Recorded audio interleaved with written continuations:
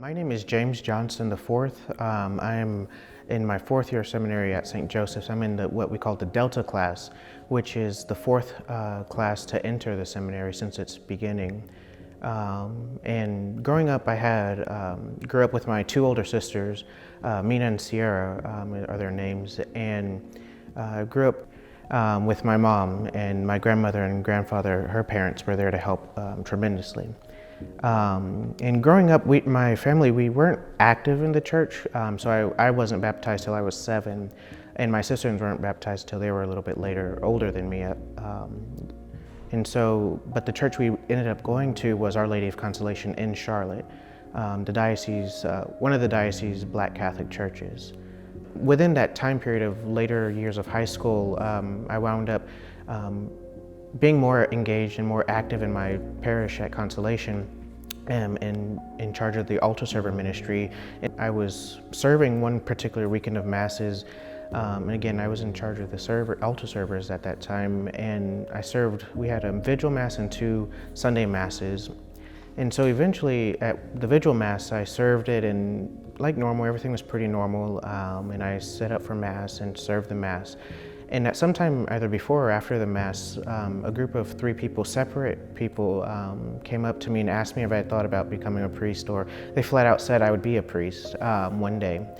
At first I thought, I was like, okay, that they're supposed to say that. I'm a young man in the church, very active, involved. And I was like, okay, that's fine. I went home and kind of didn't think too much about it. And so eventually the next morning came, I went to set up for the other 2 masses and serve them. And at each of those 2 masses, another 3 from each mass came to me and said something similar. And in my mind, I was thinking, okay, the people, I don't know if it's at other parishes, but at our parish, most people don't, at 5 o'clock or the 8 o'clock or the 11 o'clock mass, they're kind of with those groups. And so in my mind, I was like, it's very unlikely that these 9 people came together to kind of put this idea in my mind.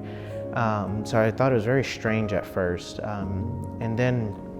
So after those 9 people had spoken to me before or after Mass that weekend, I then went to the diocese website to look into this. What does it take to become a priest?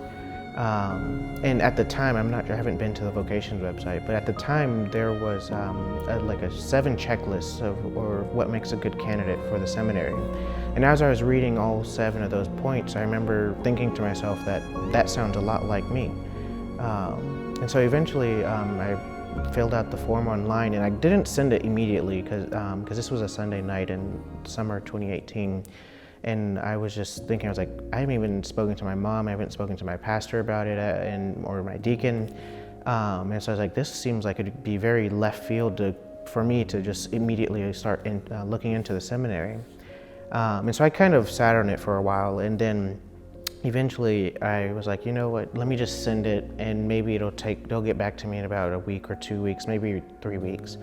And I sent it, I remember it was pretty late at night. It was about 10 or 11 o'clock at night on Sunday night, and I didn't think anything of it, went to bed. And then I wake up, I get ready for school the next morning, and there's an email at about 4 or 5 o'clock in the morning after I sent it at about 10 or 11 o'clock at night. And I was like, okay, this is a little strange. Next thing I know, at the time was the vocations promoter who got back to me. And I was like, this wasn't supposed to happen this quickly. And so eventually I read the email, and at the time it was Father Barone, he was the vocations promoter. And he asked if I was in Charlotte and if I could meet with him. And so I met with him and started talking to him, and he wanted to get to know more about me.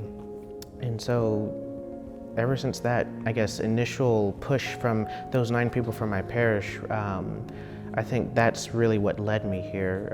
And when I spoke to my deacon about it, he said it was, from his perspective, it could have been the Holy Trinity coming to me 3 different occasions because I probably wouldn't have listened to the first time. So yeah. So for any young man that is watching or listening, I would recommend him to speak to a priest or a clergy that he knows well, and just talk to him. And really, after you do that, to visit the seminary, because at least for me, visiting the seminary is really what sealed the deal, because I always thought that the seminary was kind of more of like a monastic community where you just pray and you work and you do those things over and over again.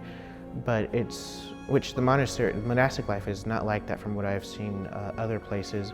But here it was really many guys that are my age or around that age, and there was a lot of fraternity, and they were all wanting the best of each other. And once I saw that in person, I was like, I can see myself here. And really that is, like I said, what sealed the deal for me.